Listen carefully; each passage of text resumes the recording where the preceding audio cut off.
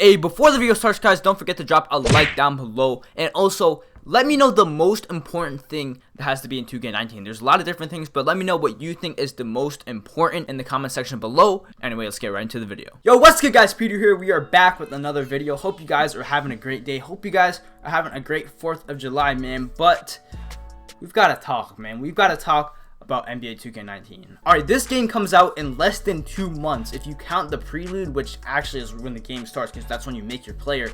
This game comes out in less than 2 months. You know, the prelude comes out August 31st, and we barely know anything about the game yet. You know, we have the cover athlete, we have like some polls on Twitter, which we may or may not actually see in the game. All we know is that the game isn't done, and apparently, because, you know, Ronnie likes to talk about like hyping up the game or whatever on Twitter, apparently the gameplay is very different, but we don't really know what that means. So first, we got to talk about NBA 2K18, man. Like, oof, man, this is a rough year. Actually, let me know in the comments, man, if you guys think 2K18 was a rough year. In the comments right now, yo, just like spam up oof, man. You could type it as many times as you want. Just type, like, spam up oof, man. That's the word to describe 2K18, man. Like, it was a rough year. I know I'm not the only one that thinks that way, but a lot of people thought differently. You know, when the game first came out, it honestly had so much potential. It could have been the best 2K ever.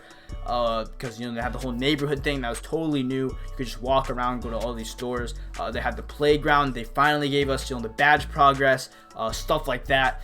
The only thing that people were concerned about, you know, at the beginning of the game or at launch was that, yo, like, we have this whole overall system, that's cool, but where's the rep system? They eventually told us that that was supposed to replace the rep system. We all know what happened after that. But overall, 2K18 had a lot of potential. The reason why it was such a rough year is because of new content, and that's probably the most important part of 2K19. 2K's biggest problem is new content. Like, picture this. If we got NBA 2K18, man, we had the neighborhood, we had the playground, we had all the stuff in the game. Actually, people's players were getting deleted at the beginning of the year, man. Like, it was a pretty rough launch, even though there were so many things new in the game. Honestly, they just launched the game, did maybe a couple things, somehow came out with 12 patches, but I mean, none of those patches really had any new content, man. It was things like, yo, making MJ's tongue better, or something like that. You guys remember. Imagine if they dropped 2K18, you know, they already had mascots in the game, so maybe with the one neighborhood and one park, they eventually added 3 more parks.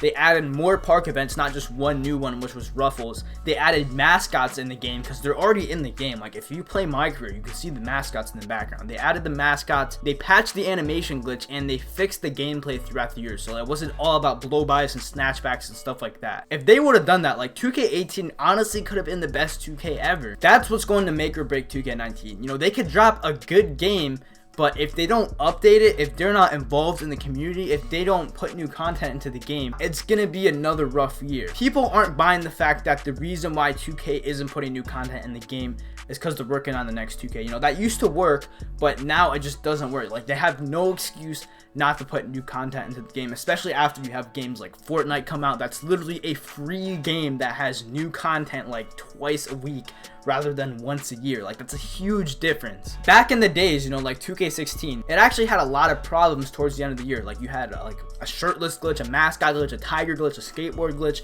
a box face scan glitch, a glitch where you could go through people's courts. People were lagging out of parks like crazy. I mean, the community wasn't happy with it, but they were kind of fine with it. They were like, oh, I mean, it's getting later into the year, they're probably just working on 2K17. And then we get 2K17 and we have these recycled parks, and throughout that whole year, people are like, oh, they're eventually going to give us new parks, they're going to do this and that, and we didn't get new parks. And then we get 2K18, and that game has like 2 months worth of content, so we know that the whole year they weren't working on a full year's worth of content for 2K18. I don't even know what they were doing, but you guys get the point. You know, 2K can't just get away with dropping a game and leaving it out to dry anymore. Like, they used to be able to do that. Like, in 2K15, that game definitely had a full year's worth of content, man. It had 3 new parks, affiliations, a rep system, rep rewards, rival day, the rec center, stage, high rollers. And not only that, they didn't leave the game out to dry. They had a rival day every single weekend for I don't know how many weeks, a lot of weeks. And then they gave the winner of that a new park. So think of how big of a difference that is from 2K15, all the stuff I named, to 2K18, what we got this year. So you run into a lot of problems when you don't put new content into the game. It's kind of like the boy who cried wolf effect. You know, if you keep saying, oh, yo, it's okay to not add new content because they're working on next year's game and it's going to be better,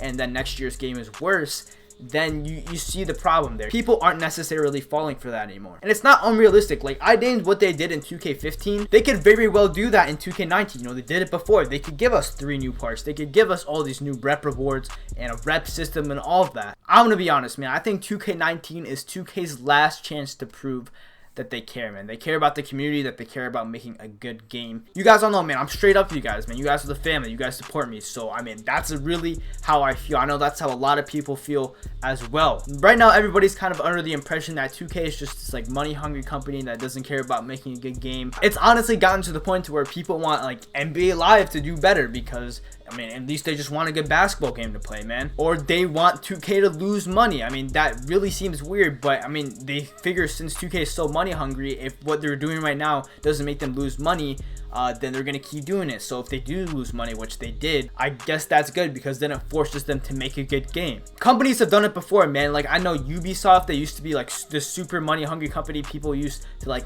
basically talk about them how they talk about 2K. Then they turned around, they made some really good games. They made games like what, The Division, Rainbow Six, like those are really good games. They turned it around, man. I think 2K can do that too, but I really think it comes down to one thing, which is new content in 2K19, man. Like, picture this. Okay, we get 2K19, we get affiliations back, and we get 3 new parks to start off the year. Actually, forget that. Picture like one of the worst case scenarios, man. Picture it's like 2K18 all over again. Maybe a little bit better to start off the year. So maybe we get like 1 new neighborhood, 1 new park, all the same park events that we usually have, you know, like stage high rulers, house rules, Mountain Dew ruffles. I mean, I really want them to put affiliations back in, but this is like not the best scenario, like a worst case scenario thing. And then maybe they throw the rep system back in because they know that people really want that back in the game. So we're back at the whole 1 new park thing. You know, if 2K decides to go with the good route, you know, turn things around and put new content into the game, which is, you know, what this video has been about. Say they launch the game, you know, maybe there's a couple problems to start because, you know, that's how games are when they launch.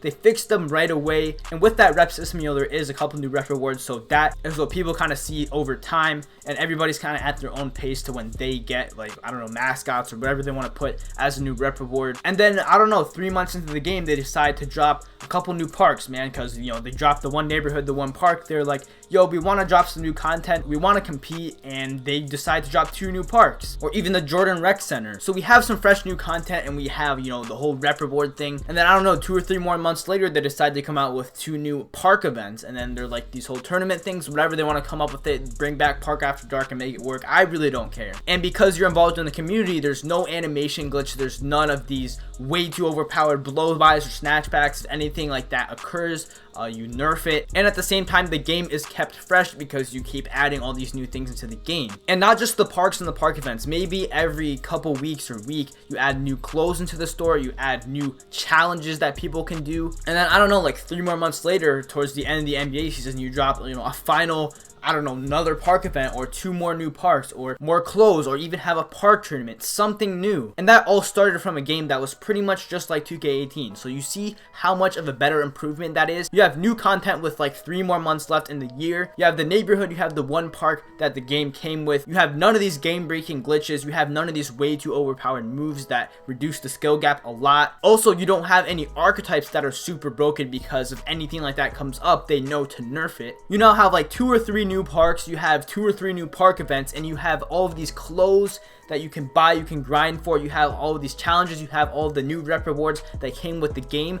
That sounds like a pretty good 2K to me. And that's starting from something like 2K18. If they would have added something like affiliations back into the game, it would be way different. And then instead of people being like, oh, yo, they're not adding new content, we have to wait for 2K20. I don't even think people are going to be saying that anymore. But my point is, you guys see how big of a difference it makes. See, 2K will always be big, or if not 2K, if somehow NBA Live comes on top or whatever, there will always be a basketball game. People will always watch 2K, people will always play it, but there's a big difference between something like 2K18 and then something like 2K15 or 2K16. And competition is good, you know, competition makes 2K better. Whether it's NBA Live, I don't know if they're going to be able to compete much this year. It was Fortnite this year because of, again, something like new content that they do. If 2K19 just drops new content throughout the year, I believe that it will be the best 2K of all time. The thing is, will 2K do that? You guys think 2K is going to do that? I hope they do. You know, like I said, there's a lot of reasons they will. There's a couple of reasons they won't. Let me know in the comments, man. If you guys think they will drop some new content throughout the year instead of letting the game just dry, type 1 in the comments. And if you think they're going to go back to the way they did this year and last year, type 2 in the comment section below. So we talked a lot about in this video how important new content is for 2K. We talked a little bit about how like being involved in the community is important. Like for example, in 2K17, people were literally boosting Mountain Dew for like the first 6 weeks before they even realized it. Like it was in their titles with thousands of viewers. Add this person and join the park and throw me games. But this one thing, not new content, but this one thing could kill 2K19.